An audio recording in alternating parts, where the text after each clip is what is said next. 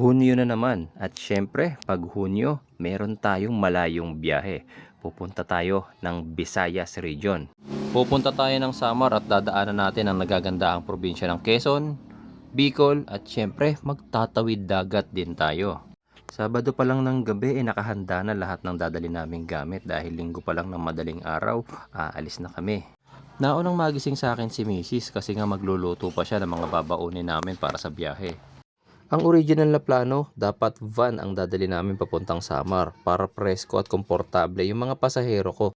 Kaya lang, a week before ng aming biyahe, may client na taga Baguio na sabi, sisilipin daw nila yung van ko. Interested kasi sila eh. Kaya lang yung pagsilip, nauwi sa diretsong bentahan. Ayaw na daw kasi nilang pakawalan eh. Kaya kahit wala silang dalang pera nung araw na yon, tinawagan ng buyer namin yung kanyang misis na nasa Baguio at nagpa-deposit direkta sa account ko. Kaya ayun, wala tayong van na gagamitin pa uwing Samar dahil napunta na ng Baguio yung ating van. Kaya siguro napansin nyo na ilang araw bago yung trip namin papuntang Samar, sunod-sunod ang post ko na naghahanap ako ng matic na van na mabibili. May mga na-check naman tayo at napuntahang mga units, kaya lang syempre second hand dyan, so merong mga issues at mga bagay na kailangan munang gawin bago magamit. Kaya lang yung mga kailangan gawin hindi kayang tapusin ng ilang araw lang. Sa pag-order pa lang ng pyesa, matatagalan na. Masyado na talaga akong rush. Hindi naman pwedeng hindi ko ayusin yung mga nakita kong issues dahil Samar ang pupuntahan natin mga bossing, napakalayong lugar niyan. Kaya nag-decide tayo na ang gagamitin kong sasakyan pa uwing Samar ito, yung aking Chinese car na inaayawan ng lahat, ang Geely Okavango. Guys, wag nyong maliitin yan dahil one time na yang nakapunta ng Samar. Kung natatandaan nyo last year, ito rin ang ginamit ko pa uwing Samar. Maayos tayong nakapunta ng Samar at nakauwi ng Maynila gamit itong Geely Okavango ko, pero merong isang aberya ang naganap. Nasabugan tayo ng gulong nung nasa Kamsur na tayo habang pauwi, diba? Kaya ngayong taon bilang paghahanda, yung mga gulong natin papalitan na natin lahat. Stock tires pa kasi ang ginagamit itong Geely Okavango ko. Actually makakapal pa naman lahat. 27,000 kilometers pa lang naman na natatakbo nitong sasakyan ko. Kaya lang, 3 beses na ako nagkaroon ng aberya sa gulong niya. 2 beses na nasabugan at nung isa naman, nabutasan naman ako ng gulong. Pangit yata yung kaldag mayaman ah. Kaya ito ang ipapalit natin. Subok ko na ang brand na to mga bossing. Ito rin yung same brand ng gulong na ikinabit natin sa Pajero. Okay guys, so ready na tayo for tomorrow sa ating biyahe. At ayan, napalitan na natin. Hindi na tayo nakakaldag mayaman. Naka auto green na tayo. Lahat ng gulong natin okay na. Ayan. Ito guys, so dahil hindi nga kami sinwerte ng mga nakaraang araw sa paghahanap ng van, ayan. Punong-puno. Isang upuan tinupi ko. Dito sa isa, dito yung panganay ko mamaya. Tapos doon sila nanay sa middle. Tapos kami ni Mrs. Okay? So punong-puno. Anyway, pag uwi namin mababawas-bawasan naman yan dahil may mga iwanan na kami ron. Taste muna. See you matnog mamayang gabi. At ito na yung mga biyanan ko. Sila yung kasama natin sa pag-uwi sa Samar. Dahil sobrang layo nga ng ating babiyahihin, nagpa-full tank na rin tayo. Medyo mahal pa rin ang gasolina, sobrang sakit niya sa bulsa. Last year nung umuwi kami, parang 2 plus lang ang full tank ng aking sasakyan. Pero ngayon, pumalo yan ng 3,000 mahigit. Nireset ko na rin yung aking gauge para makita nyo yung ating magiging average fuel consumption at syempre kung ilang kilometro ang magiging total na biyahe natin hanggang sa makabalik dito sa Maynila. Medyo na late nga rin pala kaming umalis ngayon. Last year kasi 3:30 pa lang yata nakaalis na kami ng bahay. Pero ngayon pasado alas 4 na kami nakaalis. Kaya kung mapapansin nyo dyan sa video, sumisikat na ang araw nasa SLEX pa lang kami. Samantalang noong nakaraang taon bago sumikat ang araw nasa Quezon na kami. Oh, mami, medyo late nga tayo. 6:30 na tayo dumaan dito. Quezon. Shit, ano sa tayo umalis kasi? Last year dumaan tayo rito. Ano pa lang mami? 5 something pa lang. Quezon na tayo ah. Side mo. Mag-isa-gisa mo ng barya. Yan. Okay. Ano yung piso? Hindi. 5 pesos yun. Kala ko naman piso lang hinagis mo. Grabe ka naman. Ayan pa.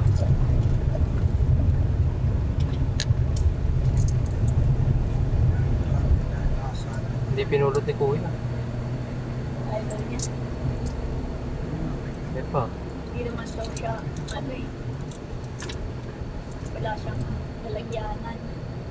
Wala ba? Salamat po.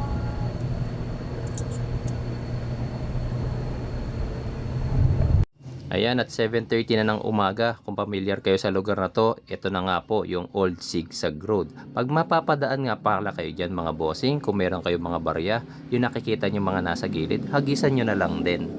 Isang bagay pa na nakakatuwa rito sa sasakyan ko, pansinin nyo yung Old Zigzag Road, may katarikan ang lugar na yan. Yung sasakyan ko, easy lang sa kanya yung pag-ahon. Hindi siya hirap, unlike other 1.5 liter gasoline engine na ibang sasakyan. Kahit 3-cylinder lang ang makina ng Gilio Cabango, naka-turbocharged naman to, kaya kahit fully loaded yung sasakyan ko ng pasahero at bagahe, hindi siya nahirapan dito sa lugar na to.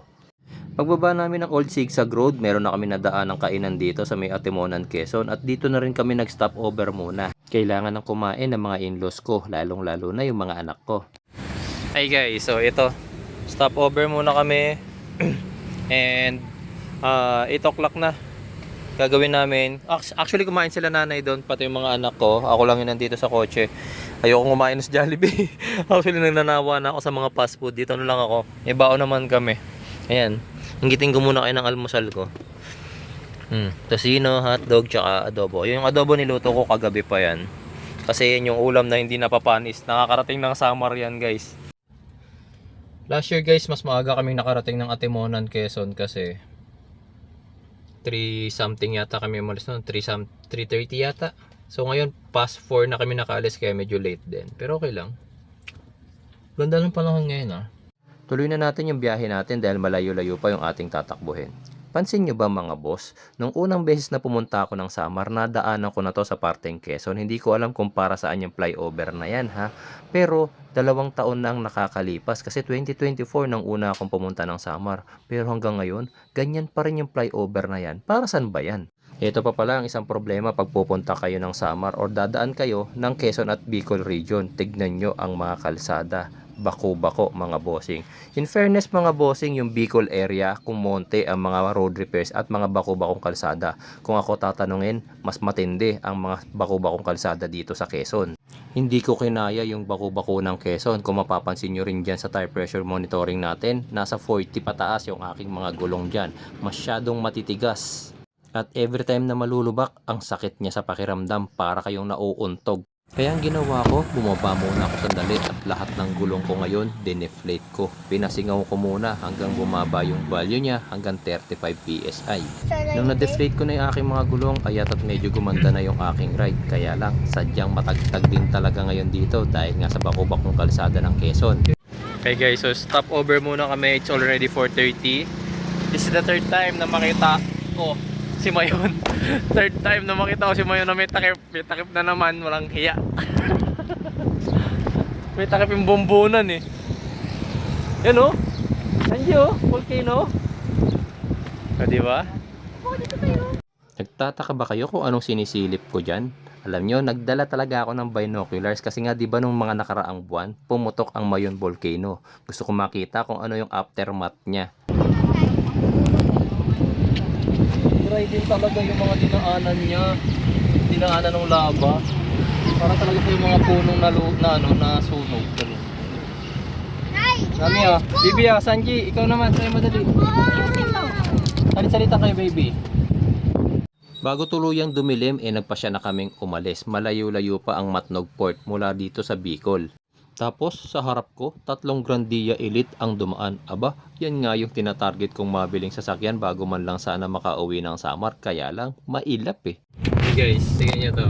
Halos wala na tayong makita rito kasi wala nang street light. Malapit-lapit na tayo sa Matnog Port. Kaya kapag ka nakita nyo sobrang dilim na, ayan. Ingat na lang din kayo kasi syempre medyo pasigsag-sigsag pa yung road tapos talagang kasi walang ilaw. So, minsan may mga kasabayan pa kayong mga trucks. Buti na lang kung mapapansin nyo yung headlight nitong Gilio Cabango ko kusa siyang nag-high beam. Tapos kapag lumiliko rin ako, kusa rin siyang napupunta sa kanan or kaliwa. Depende ko sa turn yung aking manibela. Yan. Kaya kami nakakasalubungan kami.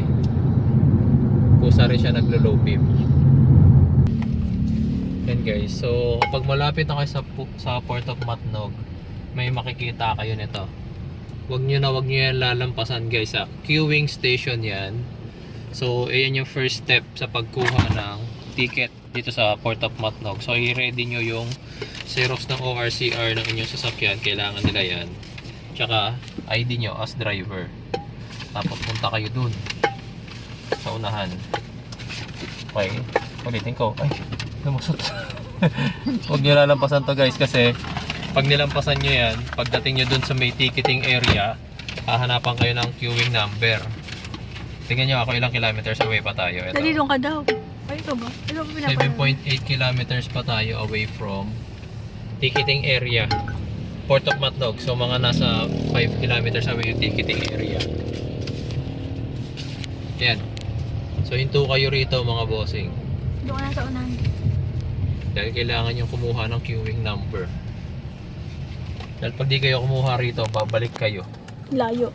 Babalikin nila kayo. Wala naman silang hihingi na iba, kundi ORCR lang, tsaka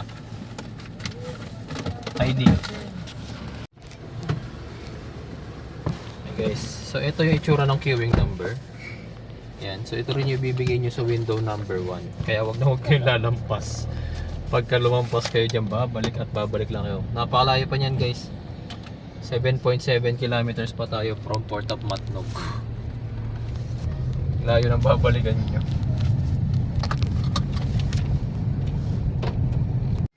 Ayun guys, so nakarating na kami sa Port of Matnog, 8:30. Wala masyadong tao. O diba, kasi nga bukas may pasok na yung mga karamihan sa mga schools. Kaya yan, wala masyadong tao. Kahit mga trucks kanina wala eh. Punta tayo. Hey guys, so dahil wala masyadong tao ngayon, talagang makakabiyahe agad. Kaso hindi ako pwede magtuloy-tuloy ng biyahe. Wala pa akong pahinga guys. Alas 2 pa lang gising na kami ni Mrs. Kailangan ko matulog. Kaya kailangan bukas talaga kami kumuha ng ticket. Baka bumalik na lang si Mrs. ng mga 3 or 4. Pero dun muna kami sa kotse magpapahinga. Tulog muna tayo guys. Bukas na yung susunod na video. Tapusin ko muna yung day 1 nga, nakakapagod. 15 hours na ako nagdadrive. Tama ba? 15 hours na ako nagdadrive.